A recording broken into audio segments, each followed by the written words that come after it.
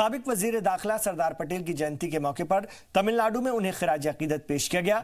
मर्द आहन सरदार वल्लभ भाई पटेल की 144वीं जयंती के मौके पर रन फॉर यूनिटी का भी एहतमाम किया गया, जिसमें वजीर खारजा निर्मला सीतारमण ने शिरकत की। इस बीच मरकजी वजीर मालियात निर्मला सीतारमण ने कहा कि यहाँ पार्टी के सीनियर उज़रान के साथ बीजेपी की गांधी संकल्प यात्रा की उन्होंने क़यादत भी की है।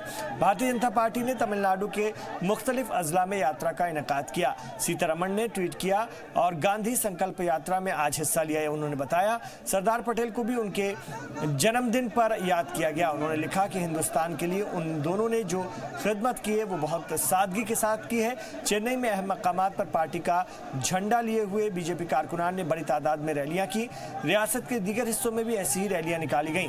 मर्द आहन पटेल की पैदाइश 31 अक्टूबर 1875 को गुजरात के नाडियाड में हुई थी और हिंदुस्तान के पहले वजीर दाखिला पटेल को 560 से ज्यादा रियासतों के हिंदुस्तान में इंजमाम का सेहरा जाता है।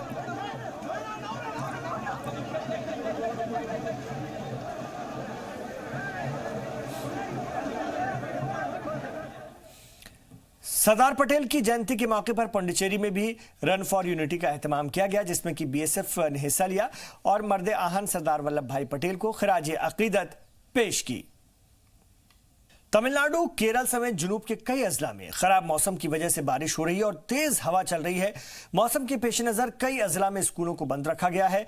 रामनाथपुरम के और मदुरै समेत कई अजला में बारिश और तेज हवाओं के सबब आम जिंदगी मुतासिर हुई है और लोगों को परेशानियों का सामना करना पड़ रहा है। जिन अजला में हालात ज्यादा बदतर हैं उनमें तमिलनाडु के तिरुनेवेली, तूतीकोरिनी, ठेणी, विरुधुनगर, वेल्लोर के अलावा केरल के भी कई अजला शामिल हैं और इन तमाम अजला में भी स्कूल और कॉलेजों को बंद रखने के अहकामात दिए गए हैं। उधर महकमा मौसमियात की जानिब से दी गई जानकारी के मुताबिक तमिलनाडु, केरल समेत कई रियासतों में बिजली गिरने का भी खदशा है। मौसम के हालात को देखते हुए इंतजामिया की तरफ से भी अलर्ट जारी कर दिया गया है। साथ ही माहीगीरों को भी समंदर के नजदीक न जाने की हिदायत दी गई थी। इससे पहले बहरे अरब में गहरे साइक्लोन तूफान कयार की खतरनाक शक्ल अख्तियार कर लेने का भी खदशा जाहिर किया गया था।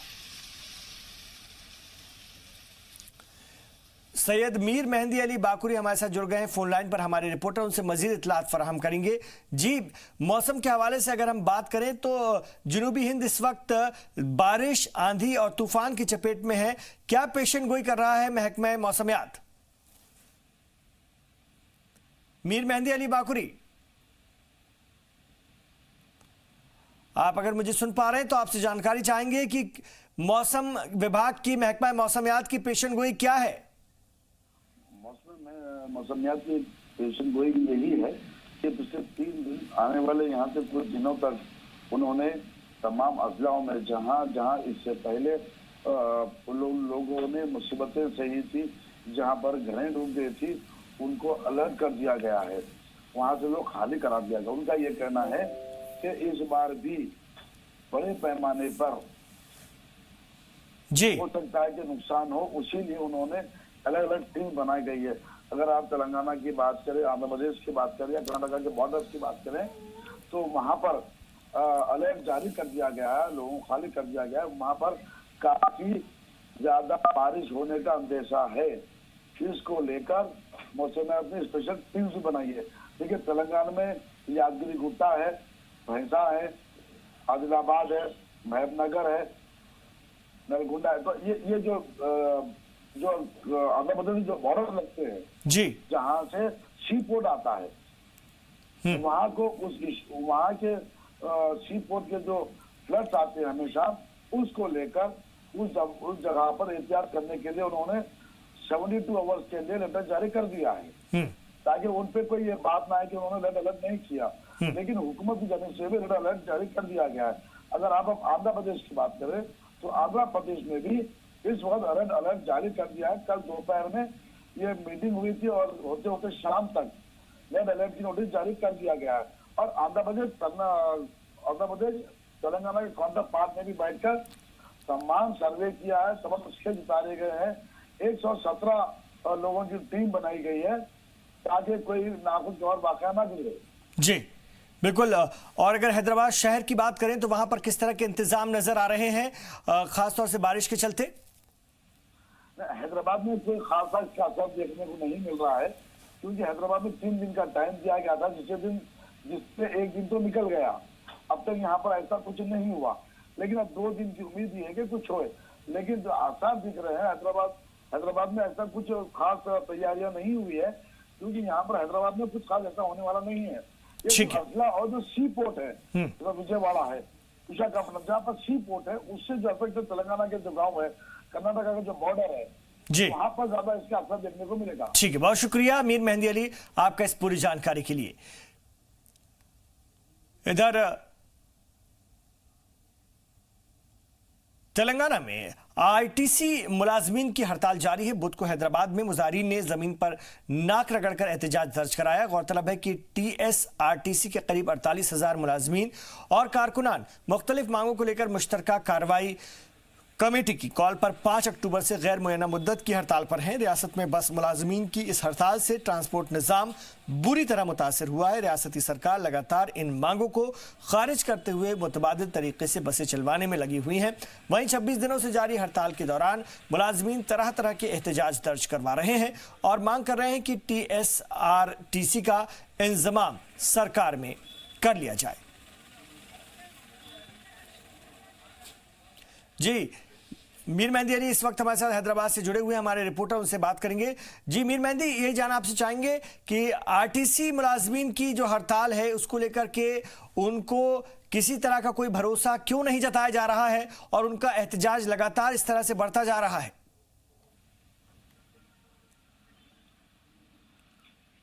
मीर मेहंदी। हाँ देखिए, आरटीसी का आज का 27वां डे, 27वां दिन हो चुका है, खत्म होने को है।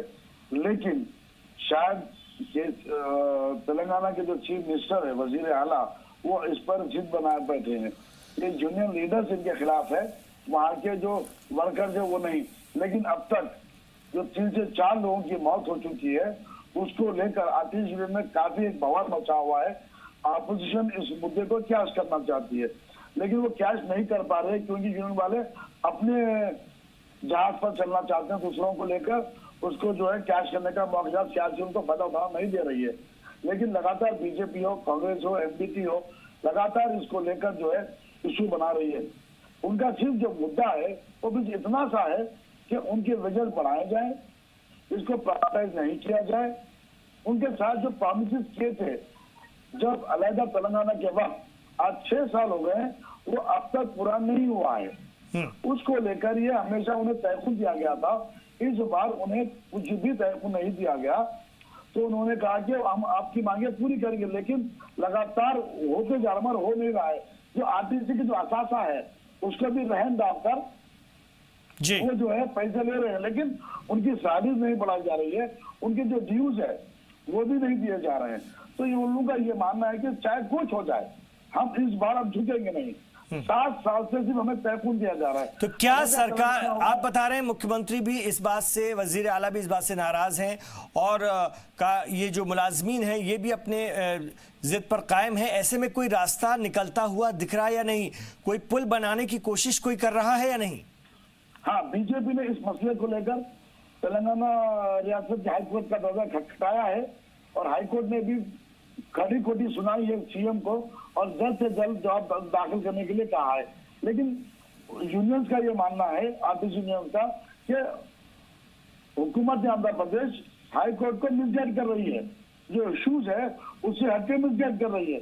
अब देखना यह है कि हाईकोर्ट का क्या फैसला आता था। बॉल में गिवन हाईकोर्ट, अब हाईकोर्ट क्या फैसला देती है, वो एक ही रास्ता है दोनों हुकूमत तेलंगाना और आरटीसी यूनियन के झगड़ा खत्म होने का।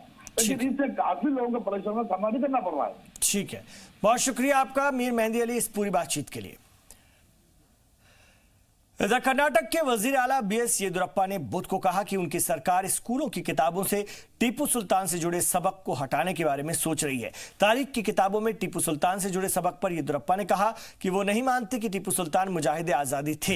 हाल ही में बीजेपी एमएलए अपाचू राजन ने कहा था कि टीपू सुल्तान से जुड़े सबक में गलत जानकारी दी गई है और इसी के साथ उन्होंने इस सबक को हटाने की मांग की थी। इस बारे में बुध को जब सीएम येदियुरप्पा से सवाल पूछा गया तो उन्होंने कहा कि हम टीपू से जुड़ी चीजों को किताब से हटाने के बारे में गौर गौर कर रहे हैं। येदियुरप्पा ने आगे कहा कि मैं नहीं मानता कि टीपू सुल्तान मुजाहिदे आजादी थे। हम इस इशू को गौर से देखेंगे और हम इसका तज्जिया करेंगे। वहीं इस मामले पर कांग्रेस ने कहा कि तारीख से छेड़छाड़ की कोशिश है। रियासत के वजीर तालीम सुरेश कुमार ने पीर को ही अफसरान से कहा कि वो 3 दिन में एमएलए और एमएलएल जो एमएलए हैं अपाचू राजन की मांग के बारे में रिपोर्ट तैयार करके कर्नाटक टेक्स्ट बुक सोसाइटी के डायरेक्टरेट को जारी एक नोट में वजीर तालीम ने यह भी कहा कि वो तारीख की किताब की ड्राफ्टिंग कमेटी की एक मीटिंग बुलाएं और उसमें एमएलए अपाचू राजन को भी बुलाकर इस सबक की जरूरत पर गौर करेंगे। गौरतलब है कि अपाचू राजन ने पिछले हफ्ते ही वजीर को खत लिखकर टीपू सुल्तान से जुड़े सबक को हटाने की मांग की थी। दीपावली के मौके पर मरकजी वजीर प्रहलाद जोशी ने लोगों से मुलाकात की और आयुष्मान स्कीम से फायदा उठाने वालों को मुबारकबाद भी पेश की। इस मौके पर मरकजी वजीर ने कहा कि इस मुलाकात का मकसद लोगों से राय जानना है ताकि आगे इस पर मजीद काम किया जा सके और लोगों को मजीद फायदा पहुंचाया जा सके। और इस मौके पर लोगों से भी इस स्कीम की तारीफ की बात सामने आई। नायब सदर जमहूरिया एम वेंकैया नायडू ने टीबी से लड़ने के लिए एक नया और लंबी उम्र के टीके के इजाद करने की अपील की है।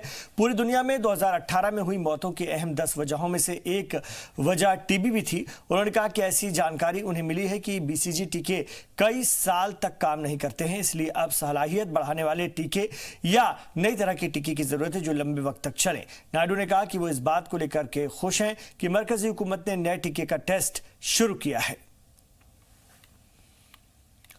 कौमी तफ्तीशी एजेंसी एनआईए के अफसरान ने जुमेरात को एक जांच के सिलसिले में कोयम्बटूर शहर के 2 लोगों के घरों पर छापे मारे हैं। जराये ने बताया कि दोनों के ठिकानों पर छापे मारे गए क्योंकि वो मुबैना तौर से एक दहशतगर्द गिरोह से जुड़े लोगों के राब्ते में थे। ये लोग जिन लोगों के राब्ते में थे उन पर दहशतगर्दाना गिरोहों के लिए रकम इकट्ठा करने और हिंदुस्तान में दहशतगर्दाना हमलों को अंजाम देने की साजिश रचने का इल्जाम है। पुलिस ने कहा कि 5 मेंबरान की टीम ने शहर के जीएम नगर में निसार और लॉरीपेट में सौरुद्दीन के घर छापेमारी की।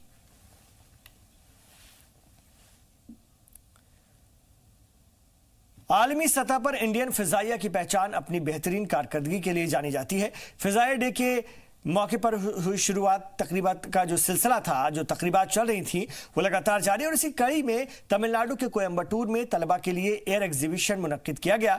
ये रिपोर्ट देखिए।